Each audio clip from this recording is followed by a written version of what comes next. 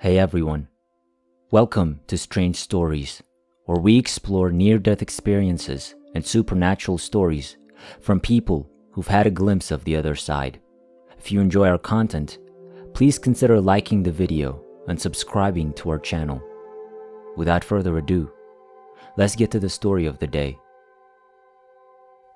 By a conservative estimate, I've been out of the body 400 to 600 times. In this dimensional plane of existence, just a portion of that number are OBEs. Many are what would be considered NDEs because of where I went, but without me physically coming close to death. This, on the other hand, is the narrative of what happened the first time I left my body consciously aware, and the first time I came dangerously near to death.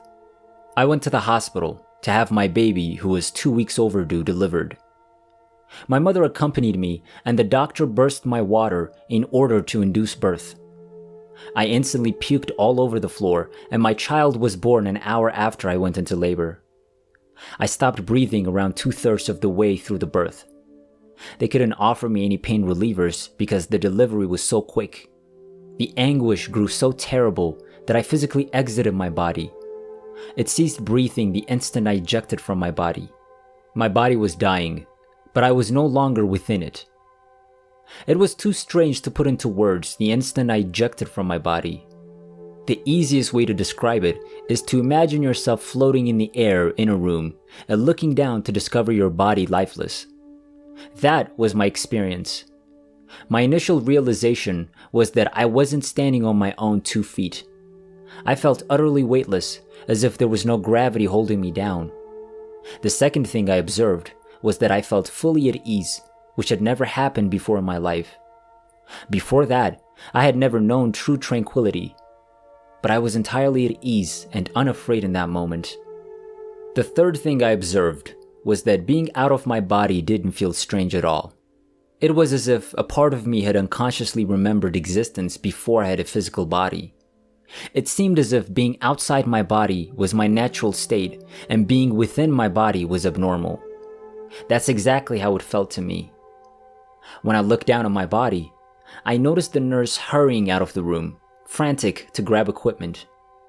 I watched the doctor look up from between my legs, yelling at me to breathe. My mother was sobbing furiously as she held my hand. "Breathe, Mary, breathe," she said calmly. She was pleading with me to take a deep breath. Then I looked around the room and up. It was quite dark. Except for where my body was, I saw no light. Otherwise, I was fully encircled by blackness. I was baptized when I was 12 years old and accepted Christ as my Lord and Savior, but I had never been a Christian before, so I had no concept what I would face outside of the body. I was conscious that God was observing me throughout my life, and I suddenly began speaking in tongues following my water baptism, but that was it. That was the extent of my knowledge of anything spiritual or supernatural.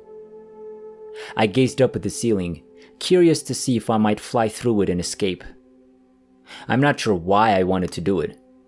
I was simply intrigued, and I was already out of breath. So the word impossible was not in my lexicon at the time. But just as I was about to fly out of the room, someone else entered.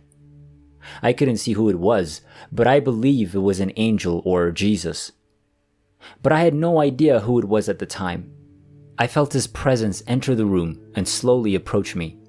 The entity began speaking to me through telepathy. "You must return to your physical body.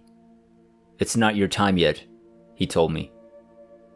"I want to fly up there and see what's on the other side of the ceiling," I said, disappointed. "No. You must return. This is not your time." I became enraged and obstinate about the situation. "Well, now that I'm out of my body, I want to stay out of my body," I told him. "I don't want to return. People are cruel and unloving. All they do is do harm to one another. You can't force me to return." So now, I'm battling with God over whether or not I'm permitted to die. When you think about it, it's sort of amusing. I was sort of eager to battle with him because I dislike my existence on Earth so much. "No, We can't make you go back, he said. However, if you do not, your daughter will be reared without parents. Is it something you desire for your child? When I was pregnant, I had no idea what gender my child was. I'm also a survivor of child abuse. When he stated it to me, I bowed my head and sighed. No, I don't want that for any child, especially not my own, I said. So you see, you have to return and raise your child, he added. And if you do, I promise you that no one will ever hurt you again. If you agree to return, I assure you that you'll have a happy life and that you'll not be sorry. As a result, I consented to return, but not because of the promises made to me. People had broken too many promises to me, so I didn't believe this one. I agreed to return because of my unselfish love for my unborn child. I didn't want her to go through life as an orphan or without the love of a mother. Good, he said. Now, hurry back inside your body since time is running out. I gazed down on my lifeless body. It wasn't breathing, and it had been a few minutes since it had. But I said, okay, I will. But I'm not sure how to return to my body. Just concentrate on your body, he added. Look at it and concentrate on it. Then, in your thoughts, see yourself returning to your body. Consider yourself accomplishing it. It'll work. Now hurry up. There isn't enough time. I did as he instructed, but nothing happened. I became concerned and yelled at him. It's not working. Keep doing it, he answered. It'll work. So I concentrated even more and visualized myself returning to my body. Then I felt a little tug on my stomach, moving me a few inches closer to my body. As I continued to concentrate and visualize, the tug became stronger, bringing me a few feet back towards my body. I suddenly accelerated to the speed of light and smashed hard into my body. Then I was back inside my body, locked, but I couldn't get a breath in. I forgot how to breathe, I said. He remained in the room with me. Just focus and picture taking a breath, just as before, he advised. Make a mental picture of it. I then took a deep breath and opened my eyes after a few moments. I was wide awake. And the voice that was speaking to me had vanished. My child was born to me. I spent 3 days in the hospital recovering. I had no memory of giving birth, leaving my body, or speaking with a supernatural being. I returned home and resumed my life.